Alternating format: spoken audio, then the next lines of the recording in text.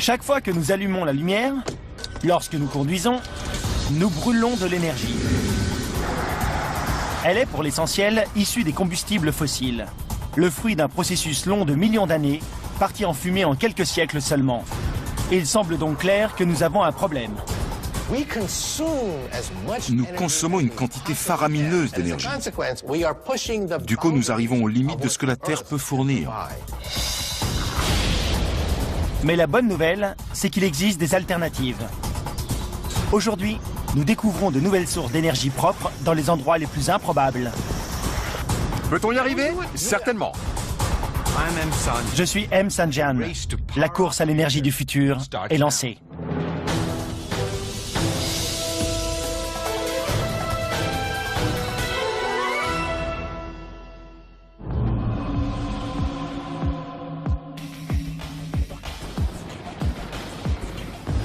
Trouver de l'énergie n'a jamais été facile. Cela a toujours exigé quantité d'innovation, de larges dépenses et de gros risques. En d'autres mots, il faut dépenser de l'énergie pour trouver de l'énergie. Aujourd'hui, plus que jamais. L'énergie est le produit le plus précieux de nos sociétés modernes. C'est le moteur de notre civilisation. Pas étonnant dès lors que nous soyons capables d'explorer les plus improbables recoins de notre planète afin d'en trouver. Je survole le golfe du Mexique. Nous sommes à 150 km des côtes. Il y a quelques décennies seulement, personne n'aurait imaginé partir aussi loin pour puiser du pétrole.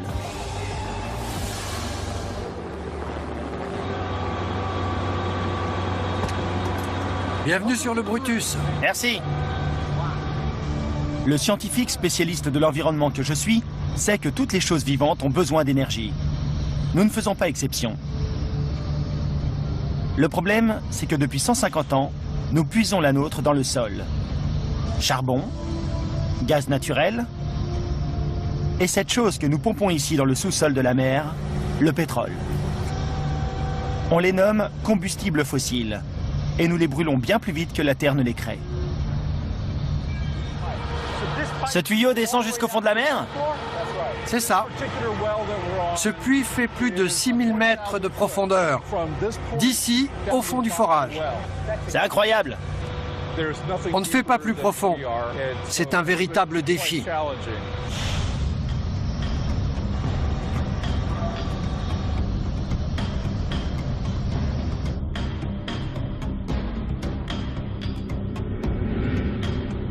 Mais l'exploitation de ces énergies peut provoquer de véritables désastres environnementaux, comme les marées noires.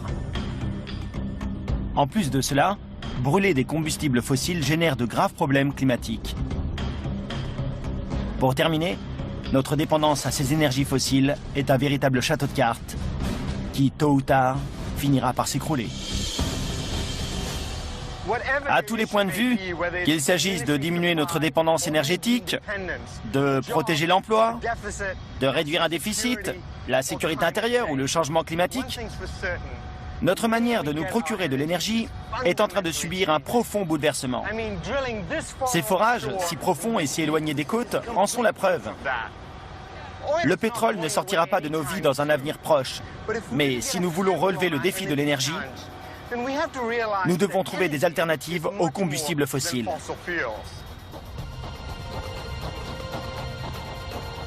Électricité, lignes électriques et pompes à essence sont la représentation que nous nous faisons le plus fréquemment de l'énergie. Mais regardez autour de vous, l'énergie est partout. Chaque jour, le soleil nous baigne de son énergie. Sa chaleur influe sur l'atmosphère, créant le vent. Sa lumière permet aux êtres vivants de se développer. C'est de l'énergie. Les 2/3 de la surface de la Terre sont recouverts d'eau, en mouvement perpétuel. C'est également de l'énergie. La surface de notre Terre elle-même bouge chaque jour, élevant des montagnes, créant de nouveaux océans. Plus simplement, l'énergie, c'est le mouvement, et il est tout autour de nous. Mais quelle que soit la forme qu'elle revêt, cette énergie vient essentiellement d'une même source. Une gigantesque boule de gaz incandescent située à des millions de kilomètres de la Terre, le Soleil. Le Soleil est une usine à énergie.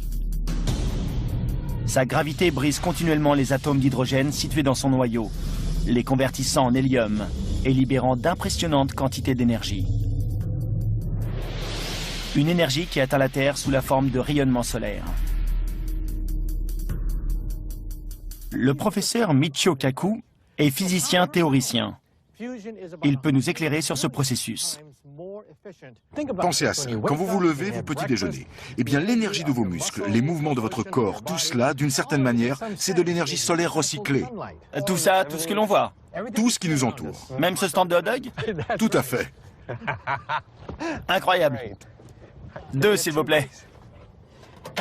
Comment ça fonctionne? Grâce à la photosynthèse, les plantes captent l'énergie du soleil. Le blé se transforme en pain. Le soleil permet également à l'herbe qui nourrit les vaches de pousser, ce qui fournit la viande pour ces hot dogs. On constate que l'énergie change constamment de forme, de rayons solaires à herbe, à vache, à hot dog, à vous. Les animaux puisent l'essentiel de l'énergie qui leur est nécessaire dans leur nourriture. Et à une époque, nous faisions de même. Mais cette époque est depuis longtemps révolue. Les animaux utilisent l'énergie très différemment de nous. Ils l'utilisent pour leur survie, pour se nourrir. Les humains, quant à eux, consomment autant d'énergie qu'il est possible. Pour le divertissement, les loisirs, pour se rendre en week-end à la campagne, pour skier et bien d'autres choses.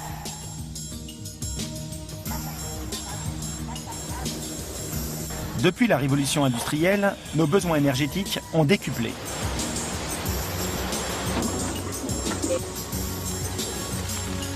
Aujourd'hui, la nourriture ne représente qu'une infime partie de l'énergie que nous consommons. On peut voir les choses ainsi. La nourriture que j'ai mangée ce matin me permet de faire fonctionner cette ampoule de 100 watts. Et ce n'est pas aussi facile qu'il y semble. Je dois pédaler à vive allure pour allumer une seule ampoule.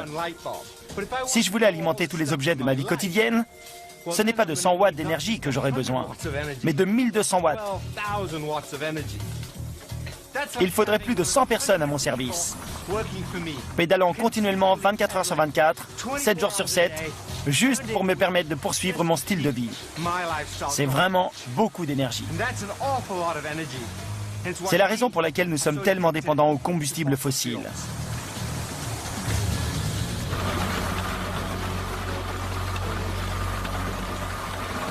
Le problème avec les énergies fossiles, c'est que la Terre ne les produit pas suffisamment rapidement. Nous arrivons au bout de nos réserves en énergie fossile. Il nous faut donc trouver des remplaçants. Toute l'énergie provient du Soleil, une fabuleuse quantité d'énergie. Mais seule une infime partie de celle-ci peut être utilisée pour alimenter nos machines. Nous ne pourrons certainement pas attendre plusieurs millions d'années pour que Dame Nature crée de nouvelles réserves d'énergie fossile. Que faire alors ? Quelles sont les alternatives pour, dès aujourd'hui, fournir notre monde en énergie ?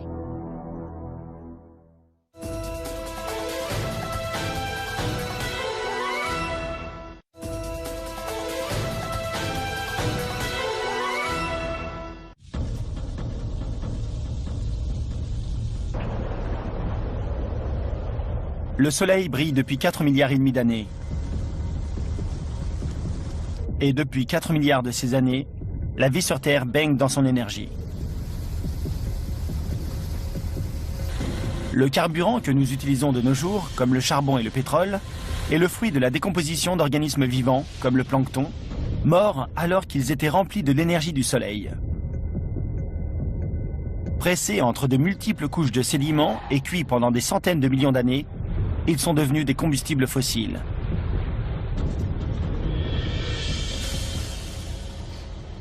C'est la raison pour laquelle les combustibles fossiles sont si efficaces. Ils sont un condensé d'énergie du Soleil. Le meilleur moyen d'observer cette énergie est de l'enflammer, afin de la libérer.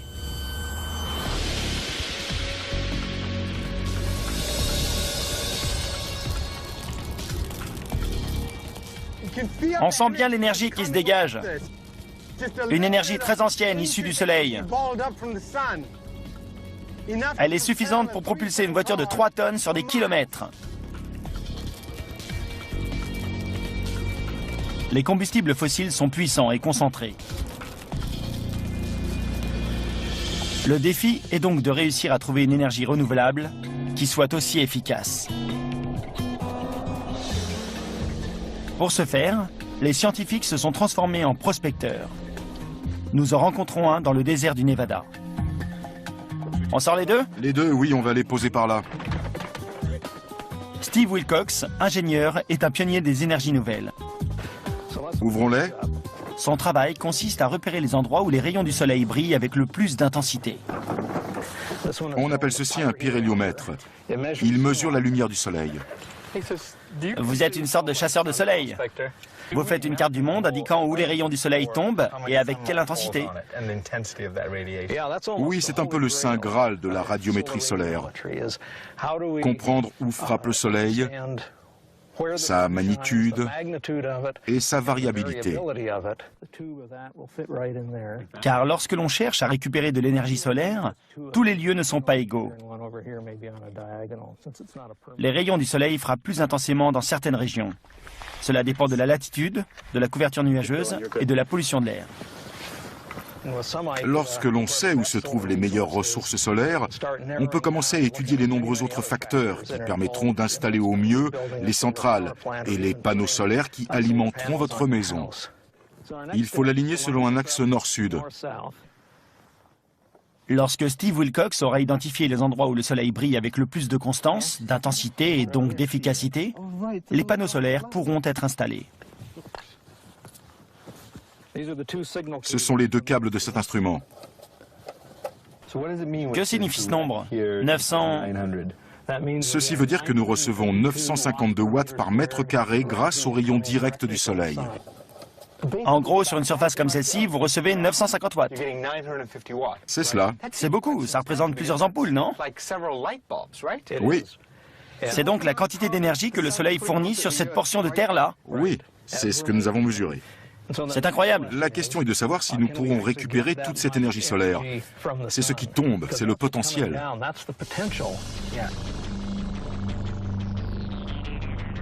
Un mètre carré peut délivrer presque 1000 watts. Si l'on voulait alimenter une ville comme Las Vegas de cette manière, il faudrait des panneaux solaires sur une superficie de 150 km² environ. Cela semble beaucoup, mais c'est peut-être réalisable. Pour alimenter le monde dans son ensemble, il faudrait recouvrir un pays de la taille de la Grèce. Une sacrée superficie.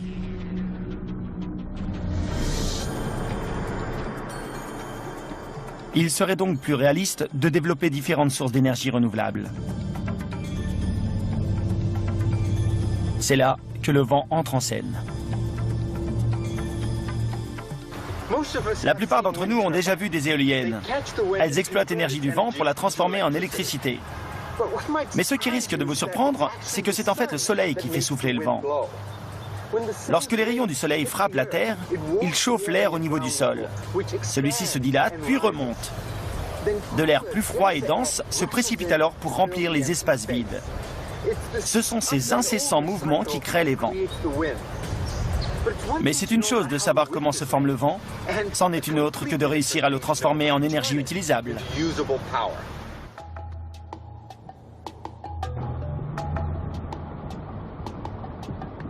C'est ici que le Bob Baker, météorologue originaire de l'Oregon, entre en scène. Si l'on n'a pas forcément besoin d'un monsieur météo pour savoir dans quel sens soufflent les vents, cela peut aider. Comme Steve Wilcox, Bob Baker est un prospecteur d'énergie. Son travail consiste à repérer les endroits où les vents soufflent avec force et constance. Les endroits les plus propices à l'installation d'éoliennes. Pour ce faire, il travaille comme un détective. L'un des meilleurs indices, c'est la végétation déformée par les vents. Ici, la déformation des arbres est très importante. Plus les arbres sont déformés, plus les vents sont forts. Ce sont les sites qu'il faut privilégier, ceux où les vents sont les plus forts, où ils développent de plus d'énergie, ceux qui permettront la meilleure exploitation.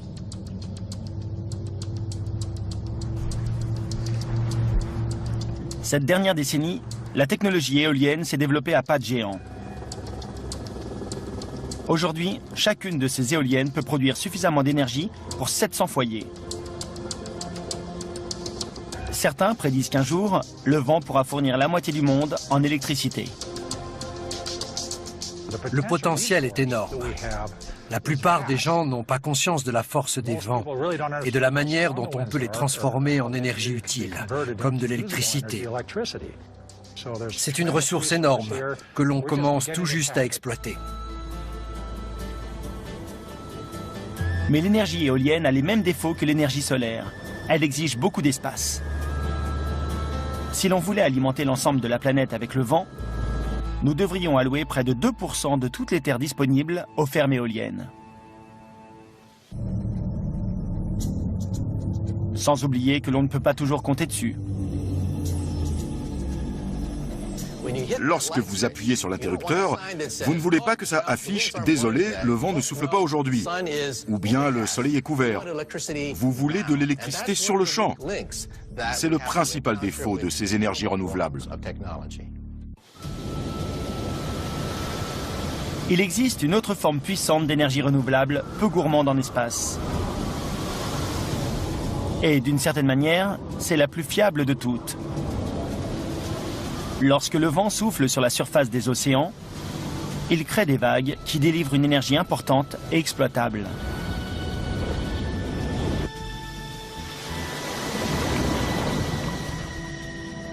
L'attraction gravitationnelle de la Lune et du Soleil génère de puissantes marées. C'est une énergie que nous pouvons également exploiter. Nous exploitons l'énergie de l'eau depuis des milliers d'années et nous l'utilisons toujours. L'énergie hydroélectrique produit 16% de l'électricité mondiale.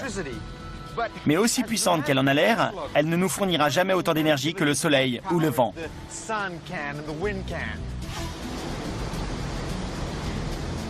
En matière de barrages, nous sommes presque arrivés au bout de nos possibilités. Mais les fleuves et les rivières ne sont pas les seuls endroits où exploiter l'énergie hydraulique. Les ingénieurs sont déjà en train de travailler à de nouvelles technologies pour tirer profit des marées et des vagues afin d'un jour pouvoir alimenter des millions de foyers, d'entreprises et d'usines en électricité. Malgré ces limitations, l'avantage de l'énergie hydraulique est qu'elle est continue, plus que l'éolienne et la solaire. Mais existe-t-il une source d'énergie plus stable encore ? Oui, mais pour la trouver, il ne faut pas regarder en l'air ou autour de nous, mais en bas, au cœur même de notre planète.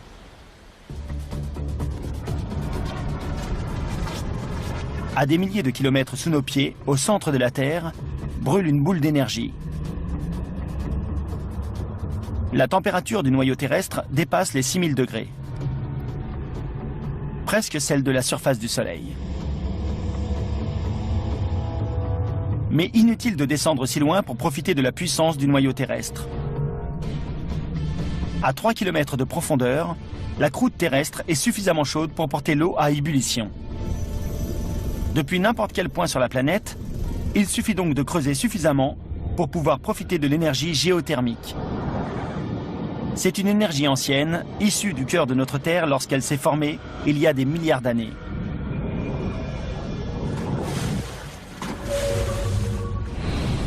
L'énergie géothermique est si fiable et constante que l'on pourrait obtenir la plupart de notre électricité et chaleur grâce à elle. Mais exploiter cette chaleur est coûteux. Aujourd'hui, la géothermie naturelle génère moins d'1% de l'électricité mondiale. Ce n'est pas beaucoup. Certains commencent d'ailleurs à se demander si ces nouvelles sources d'énergie renouvelable nous permettront de préserver notre mode de vie actuel.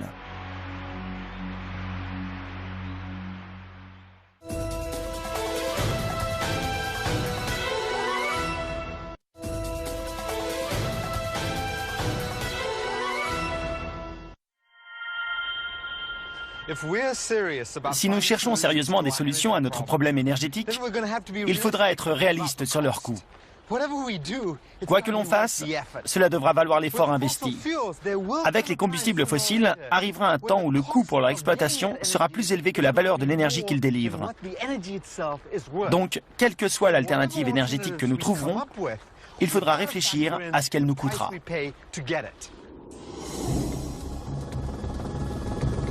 Nous devrons faire plus qu'exploiter l'énergie de la nature.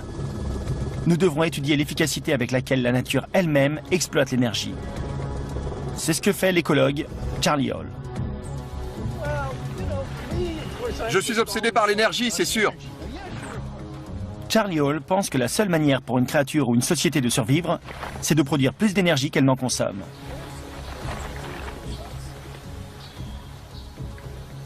Bien, on est à la bonne altitude.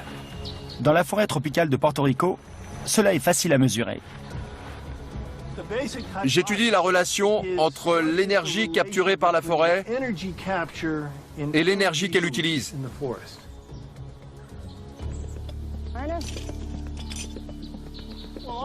Oscar, tu penses pouvoir atteindre cette fourche là-haut? Bien joué! Charlie Hall et son équipe mesurent la photosynthèse et les niveaux de respiration de ces arbres afin de repérer ceux possédant la meilleure balance énergétique.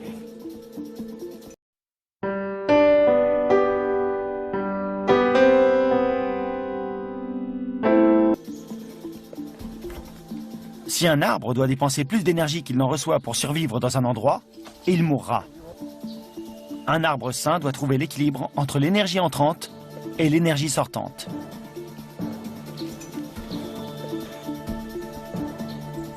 C'est très simple. La forêt ne peut pas utiliser plus d'énergie que celle dont elle dispose par la photosynthèse. La civilisation humaine non plus ne peut pas utiliser plus d'énergie que celle qui est disponible. Que ce soit celle du soleil ou ce temporaire paradis énergétique que nous fournissent les combustibles fossiles. Que vous soyez un humain ou un arbre, les sources d'énergie disponibles vont et viennent.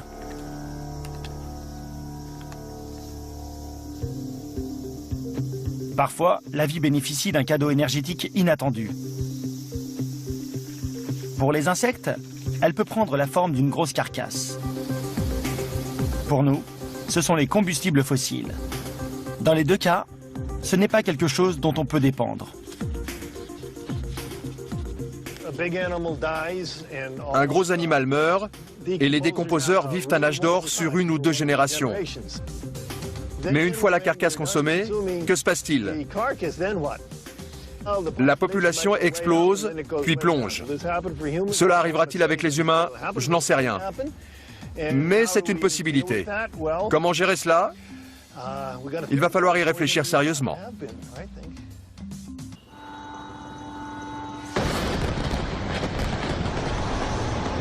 Jusqu'à très récemment, notre bilan énergétique était sain.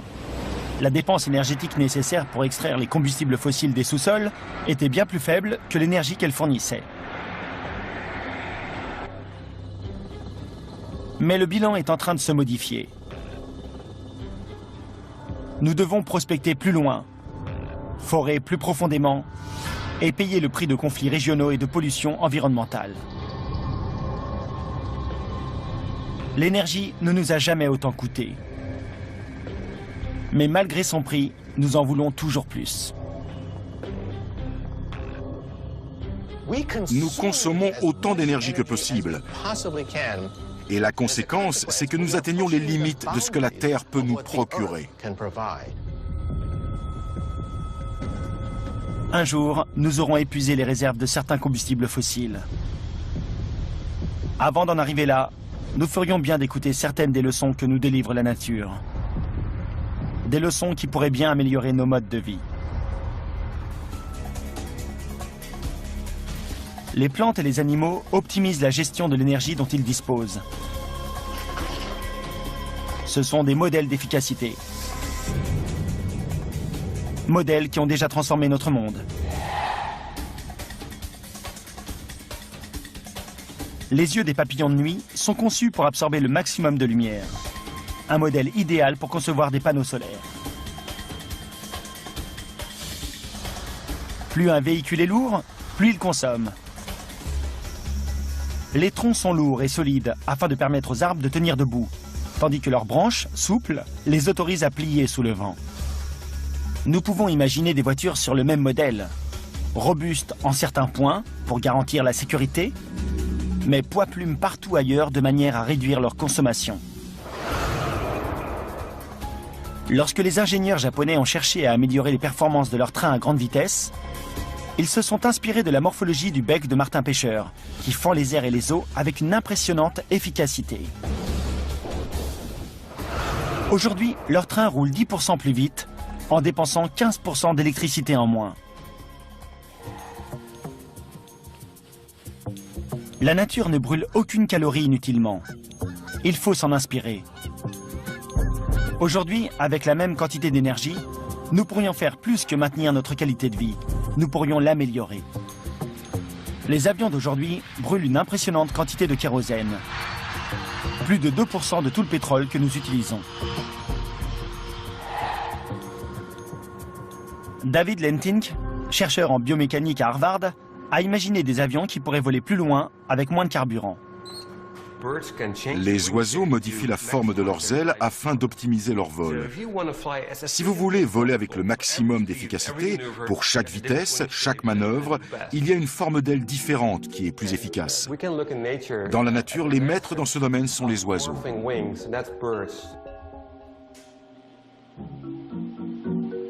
Le chercheur utilise une caméra à rayons X pour filmer le mouvement d'ailes d'oiseaux en temps réel. On doit les regarder au ralenti pour voir ce qu'il se passe.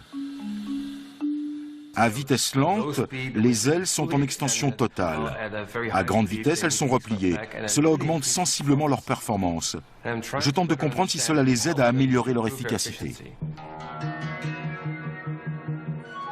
Si les ailes d'un avion pouvaient changer de forme en fonction de la situation, cela pourrait réduire ses besoins en carburant de manière significative. Le prochain 747 ne ressemblera pas à un oiseau, mais comprendre à quel point ces modifications améliorent les performances de vol des oiseaux et comment cela fonctionne peut nous inspirer et nous aider à créer des systèmes rentables, faciles de maintenance et de fabrication, qui nous permettraient de passer à une nouvelle génération d'avions plus efficaces.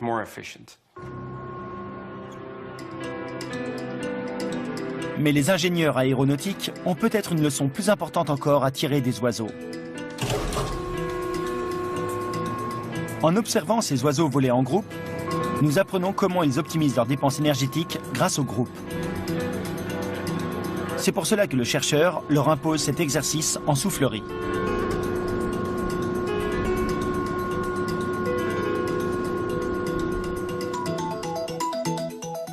Je m'intéresse au mouvement d'ailes à de plus grande vitesse. L'autre chose qui m'intéresse beaucoup, c'est leur façon d'interagir. Ils volent en groupe, ils s'approchent puis s'écartent les uns des autres. Je suis curieux de savoir comment ils font cela. La manière dont les oiseaux volent en groupe pourrait nous donner des idées sur la façon de piloter nos avions.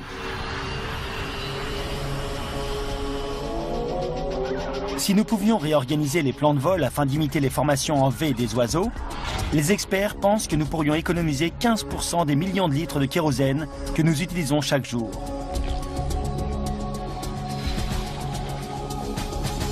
Mais quelles que soient les économies d'essence que nous arriverons à réaliser, nous aurons tout de même toujours besoin d'autres sources de carburant.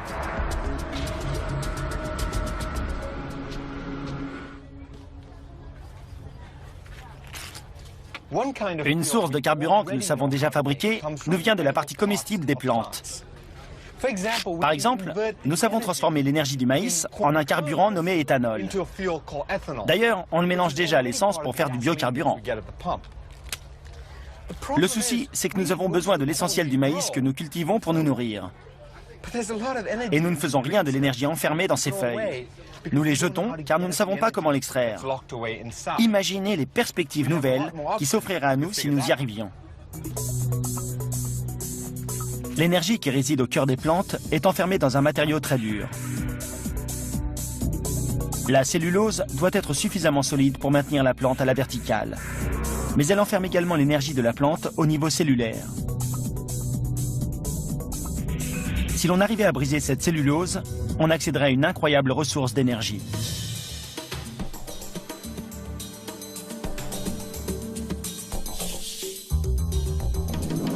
Mais si nous n'avons pas encore trouvé la solution, des créatures sont devenues maîtres dans l'art de transformer toute cette verdure en énergie.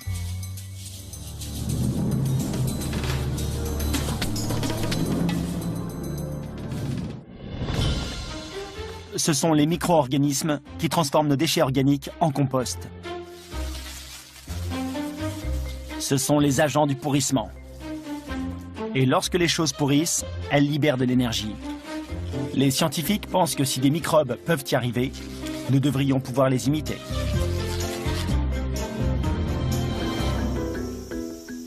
Au cœur de la forêt tropicale, de minuscules fourmis y sont également arrivées. L'énergie des fourmis coupe-feuilles provient des feuilles. Mais elles aussi ont la difficile tâche d'en extraire l'énergie. Et elles ont besoin d'un peu d'aide. Elles commencent par récolter des feuilles, beaucoup de feuilles. Une seule colonie peut en amasser jusqu'à 400 kilos en une année. Ces fourmis coupe-feuilles sont très voraces. Cela représente 4 tonnes de matière en poids humide. Pour visualiser, cela fait 2 camionnettes pleines. Mais les fourmis ne mangent pas les feuilles dans la foulée. Elles les transforment en un champignon. Un champignon qui transforme les feuilles en sucre. De l'énergie pour les fourmis. Garrett Swan, de l'Université du Wisconsin, tente de comprendre comment ce champignon agit. Il sait que cela doit avoir à faire avec des microbes qui transforment les feuilles en nourriture pour fourmis.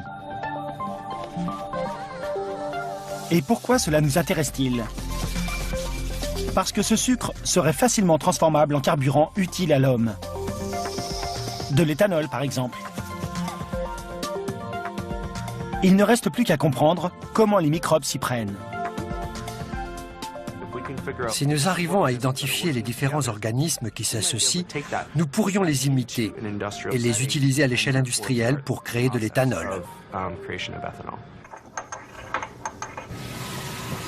Le chercheur pense que ce n'est qu'une question de temps. Comment convertir efficacement l'énergie d'un état à un autre? Je crois que les fourmis ont trouvé le moyen le plus efficace pour le faire.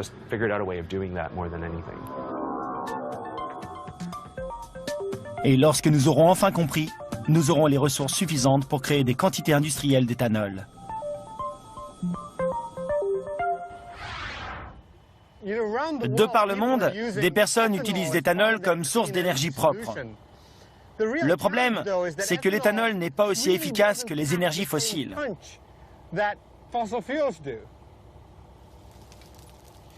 Lorsque vous le brûlez comme ceci, l'énergie n'est pas aussi intense. Regardez cette flamme. Je suis assez proche d'elle et ce n'est pas si chaud que cela. Et voici de l'essence. On peut presque voir l'énergie qui s'en dégage. L'éthanol n'est pas aussi énergétique.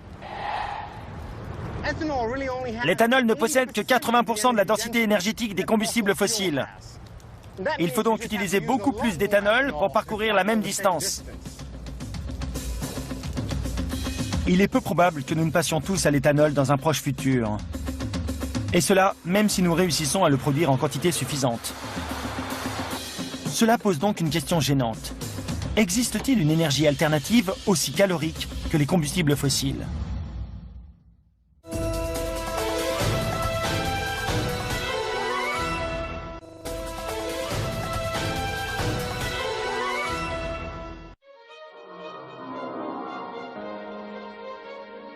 Réinventer notre manière d'exploiter l'énergie naturelle exige une approche sur plusieurs niveaux. Qu'il s'agisse d'exploiter la puissance des éléments, d'apprendre comment les autres formes de vie produisent, stockent et usent leur énergie efficacement. L'éthanol est un carburant prometteur. Mais pouvons-nous en trouver d'autres qui nous fourniront plus de puissance ? Quelque chose de plus proche de ce que nous obtenons avec le pétrole. Les précipitations avoisinent les 5 mètres par an. Dans la forêt tropicale de Porto Rico, Jake Isling, biologiste synthétique, pense avoir trouvé la solution grâce au miracle de l'ingénierie génétique. Nous sommes à un niveau de connaissance où nous pouvons créer de la biologie sur mesure. On peut fabriquer des gènes, des cheminements métaboliques, modifier la chimie d'une cellule de manière à créer un sucre qui produirait un carburant à la puissance identique à celle du pétrole dont nous remplissons nos réservoirs. Cette forêt est une mine d'énergie, emmagasinée à l'intérieur des robustes cellules de ces arbres.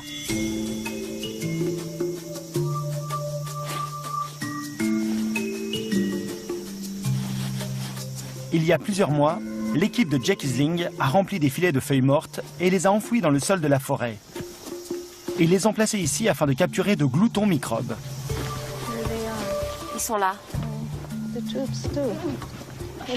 Elles se sont décomposées pendant plus d'1 an. Super. Ces microbes contiennent de puissants enzymes, suffisamment puissants selon le chercheur pour créer un carburant pouvant rivaliser avec l'essence. Je recherche des enzymes particulièrement puissants. Voilà. Je pense que certains des meilleurs enzymes qui existent sur Terre pour dégrader la biomasse se trouvent ici, dans la forêt tropicale de Porto Rico. Certains microbes de cette forêt peuvent transformer un lit de feuilles en compost en moins d'1 année. Mais c'est loin d'être assez rapide pour le chercheur. Nous le retrouvons dans son laboratoire de l'Université de Berkeley, en Californie. Ces enzymes ont une fonction basique: briser rapidement de grosses molécules en plus petites afin de les transformer en carburant.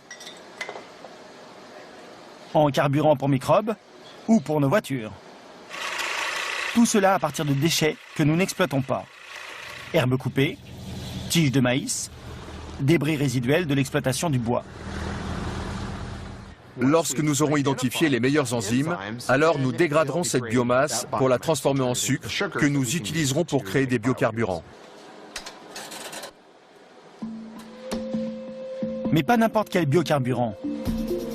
Nous parlons d'un carburant aussi efficace que ceux utilisés actuellement.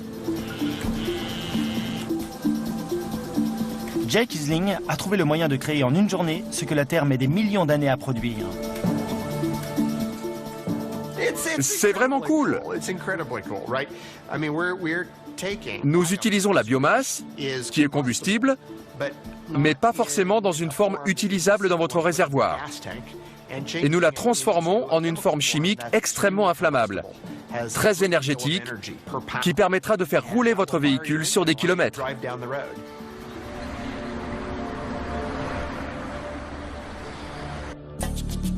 Avant que nous ne puissions l'utiliser, l'équipe du chercheur doit trouver le moyen de produire ce carburant à une échelle industrielle. Pendant ce temps, la nature a d'autres moyens à disposition pour nous aider. Vous pensez certainement que ce que vous voyez ici n'est que du papier bulle, mais pour Nate Lewis, chimiste à l'Institut de technologie de Californie, il s'agit peut-être de la solution à tous nos problèmes énergétiques. Nate Lewis travaille à une nouvelle technologie qui repose sur une très ancienne technologie. Une chose qu'il nomme feuilles artificielles. L'idée est de reproduire ce que font les feuilles. La photosynthèse de l'énergie du soleil, puis de la convertir directement en un carburant propre. Un carburant que l'on peut stocker et utiliser dans nos foyers pour tout alimenter.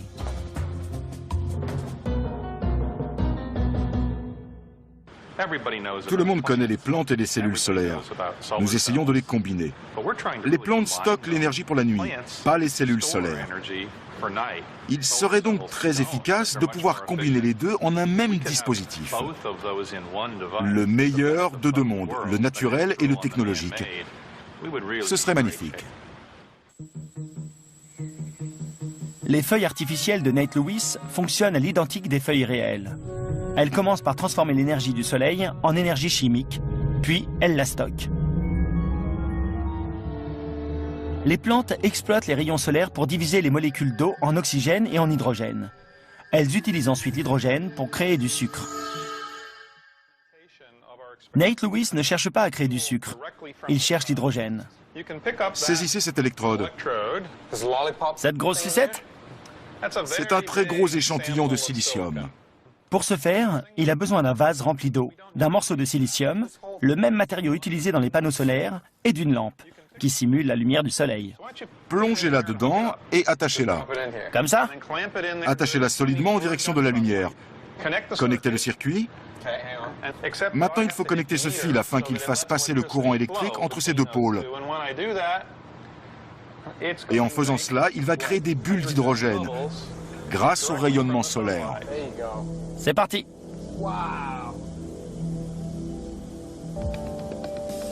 En absorbant la lumière, le silicium fait bouger des électrons qui créent de l'hydrogène à partir de l'eau. Un peu comme ce que font les plantes. la lumière est essentielle. Pas de soleil, pas d'hydrogène. Toutes ces bulles sont des bulles d'hydrogène créées à partir de l'eau gazeuse. Nous pouvons utiliser l'énergie de l'hydrogène comme nous utilisons le gaz naturel.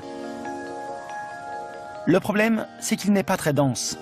Il faut donc en collecter une grande quantité et cela demanderait beaucoup d'espace. Comme par exemple le toit de votre maison. Et c'est ici que le papier bulle entre en scène.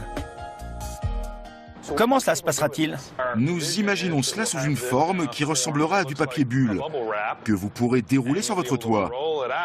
Vous le remplirez d'eau, laisserez travailler le soleil, laisserez s'échapper l'oxygène et emprisonnerez l'hydrogène, qui est le carburant dont vous avez besoin pour alimenter votre maison et votre voiture.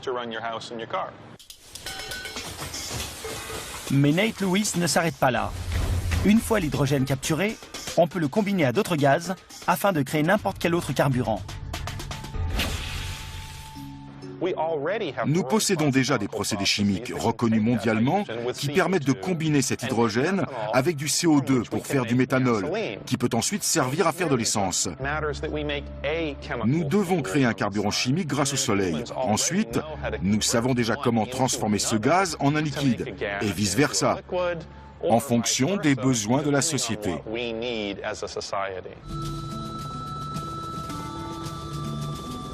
Ces recherches n'en sont qu'à leur début. Mais si ce concept fonctionne à large échelle, cela pourrait totalement modifier notre manière de trouver et d'utiliser l'énergie. De nos maisons à nos voitures, à nos villes et à l'ensemble de nos économies. C'est un grand si. Pas uniquement pour les feuilles artificielles de Nate Lewis, mais pour toutes ces recherches qui veulent exploiter l'énergie de notre milieu naturel.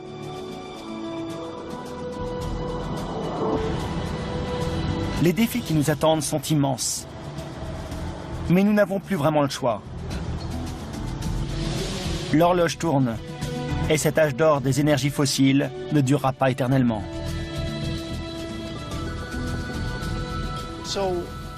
Pouvons-nous y arriver? Certainement. Allons-nous le faire?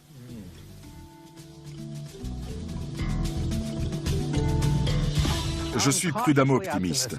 Nous sommes au bord du précipice. Quand les historiens regarderont l'histoire du XXIe siècle, ils écriront sûrement que nous sommes passés très près du chaos énergétique. Nous allons devoir apprendre à vivre sur notre planète dans les limites de ce que la nature nous offre. Tôt ou tard, et le plus tôt sera le mieux, Qu'il s'agisse d'exploiter la puissance du vent, de pénétrer la vie secrète des plantes, ou comme les alchimistes de l'énergie, de transformer les rayons du soleil en une énergie propre et renouvelable que nous pourrons utiliser jour et nuit, les réponses que nous recherchons sont tout autour de nous.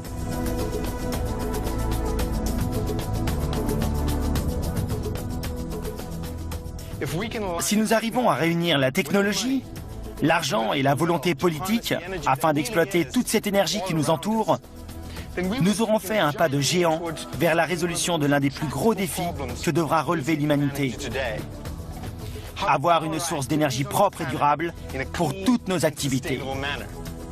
N'oubliez pas, toute l'énergie dont nous avons besoin est à portée de main. Adaptation Thomas Goupil avec les voix de Benoît Dupac, Gilles Marino, Stéphane Russell, Isabelle Périllot, Cyril Thureau et Emmanuel Fouquet.